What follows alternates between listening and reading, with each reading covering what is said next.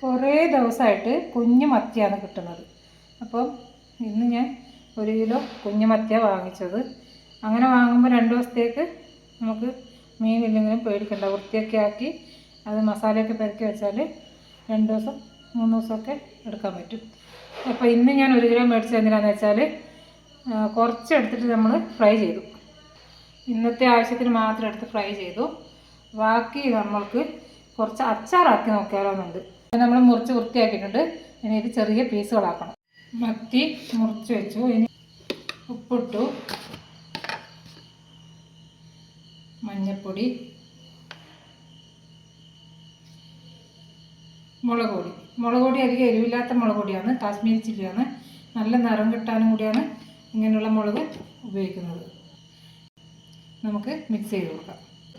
മസാല പുരട്ടി വെച്ച മീൻ നന്നായിട്ട് വറുത്തെടുക്കാം. ചൂടായാടെ എണ്ണ ഒഴിച്ച് കൊടുക്കാം. ഞാനിവിടെ നല്ലെണ്ണയാണ് ഉപയോഗിക്കുന്നത്. നല്ലെണ്ണ അല്ലെങ്കിൽ എള്ളെണ്ണ എന്നൊക്കെ പറയില്ലേ, അതാണ് അച്ചാറിന് വേണ്ടിയിട്ട് മേടിച്ചതാണ്. അപ്പോൾ വറുക്കാനും അതാണ് ഞാൻ ഉപയോഗിക്കുന്നത്. മീൻ നന്നായിട്ട് വറുത്തെടുത്തു. ഇനി ഇതിലേക്ക് ആവശ്യമായിട്ടുള്ളത് 1 കഷ്ണം ഇഞ്ചി, പിന്നെ കാശ്മീരി മുളക് പൊടി, 2 പച്ചമുളക്, കറിവേപ്പില, ഇത് എരിവുള്ള മുളകും, കടു, ഉലുവ, കായം, ഇതെല്ലാം കൂടെ മിക്സാക്കിയിട്ട് പൊടിച്ചതാണ്. പുളിക്ക് ആവശ്യമായിട്ട് ഞാൻ കുടംപുളി പുതിർത്ത് വെച്ചിട്ടുണ്ട്. അതിൻ്റെ വെള്ളമാണ് ഉപയോഗിക്കുന്നത്. പിന്നെ കുറച്ച് വിനാഗിരിയും കൂടി ചേർക്കുന്നുണ്ട്. വറുത്തിടാനുള്ള കടുക്, വെളുത്തുള്ളി, ഇത്രയും സാധനം വേണം. നല്ലെണ്ണയിലാണ് ഇത് വറുത്തിടുന്നതും അച്ചാർ ഉണ്ടാക്കുന്നതും.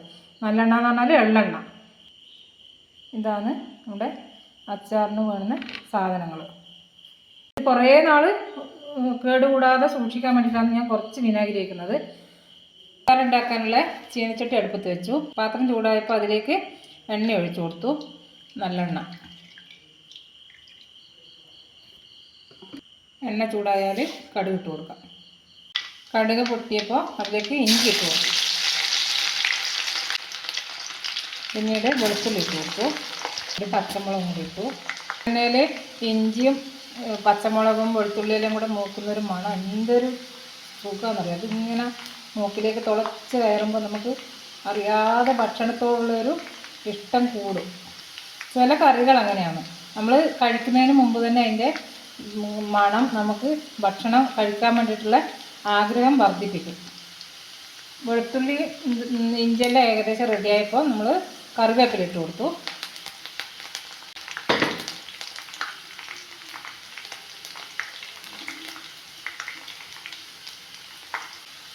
അതിലേക്ക് നമ്മൾ എടുത്ത് വെച്ചിരിക്കുന്ന മുളക് പൊടിയും ഇട്ട് കൊടുക്കുകയാണ്.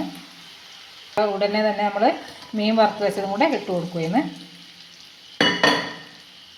എന്നിട്ട് നന്നായിട്ട് ഒന്ന് യോജിപ്പിക്കും.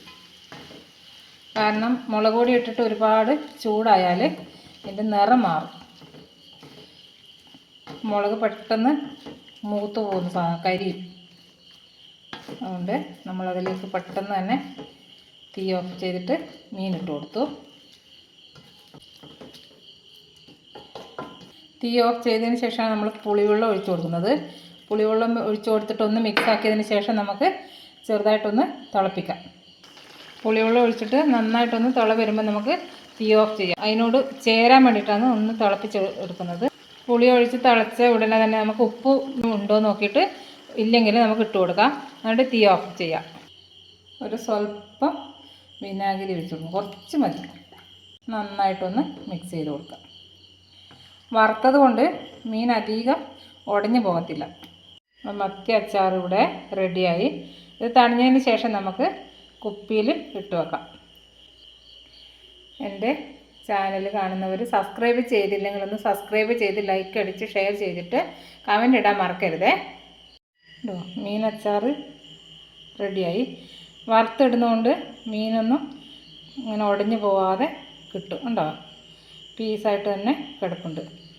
നമുക്ക് ഓരോ പീസും കുറച്ച് ചാറും കൂടി ഉണ്ടെങ്കിൽ ചോറ് അടിപൊളിയായിട്ട് കഴിക്കാം. ഇത് ചെയ്ത് നോക്കാത്തവരൊന്ന് ട്രൈ ചെയ്ത് നോക്ക്. സൂപ്പർ ടേസ്റ്റാണ്. കറിയൊന്നും ഇല്ലെങ്കിലും ഈ അച്ചാറും കൂട്ടിയിട്ട് നമുക്ക് ഇഷ്ടം പോലെ ഭക്ഷണം കഴിക്കാം.